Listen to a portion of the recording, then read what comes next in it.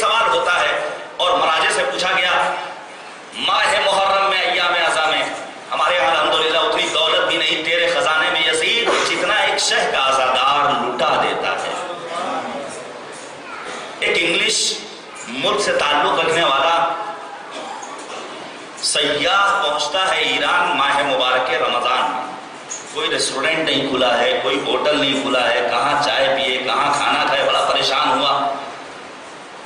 اس نے سوچا یہ کیسا ملک ہے، اس کے برخلاف ایک مرتبہ وہ ماہ محرم میں آتا ہے تو اسے اتنے نیاز حسینی ملتی ہے، وہ سوچتا ہے یہ کیسا ملک ہے، جدھر دیکھو وہاں دیکھیں چڑھی ہوئی ہیں اور حسین کے نام پر لوگ کھانا کھلا رہے ہیں۔ ماہ محرم میں نظر و نیاز کا بڑا اہتمام کیا جاتا ہے۔ مراجع سے سوال کیا گیا یہ جو تبرک تقسیم ہوتا ہے، تبرک بسا اوقات بچ جاتا ہے، اس صورت میں ہماری ذمہ داری کیا ہے؟ میں نے دیکھا ہے اسی امام بارگاہ کے بارگاہ ایک عدد بھی اگر بسکٹ رکھا ہوا ہے تو ہم اور آپ مسئول ہیں عند اللہ، پروردگار کی بارگاہ میں ہمیں اور آپ کو جواب دہ ہونا پڑے گا۔ کیا کیا جائے؟ کیا تبرک میں کبھی لے آئی جائے؟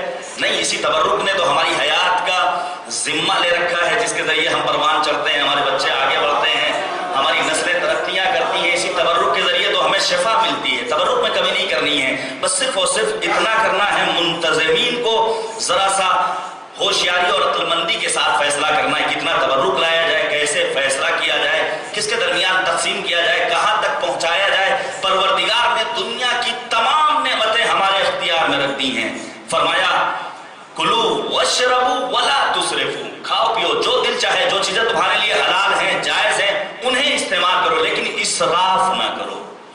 اسراف کی ممانعت ہے۔ تبذیر کہتے ہیں کسی چیز کو بیجا خرچ کر دینا جس کی کوئی قیمت نہ ہو اور اسے جو ہی برباد کر دینا۔ حدیث سنیے اسراف کے سلسلے میں، امام نے فرمایا اصول کافی کی جلد نمبر 4 میں یہ حدیث ہے، ان مع الاسراف قلت البرکہ، اگر اسراف ہے تو برکت میں کمی ہو جاتی ہے۔ ہمارے ہاں بسا اوقات ہم پریشان حال ہو جاتے ہیں، سوچنا چاہیے کہیں ایسا تو نہیں کہ ہم اسراف کے شکار ہو گئے لہذا برکت ہمارے گھر سے جا رہی ہے۔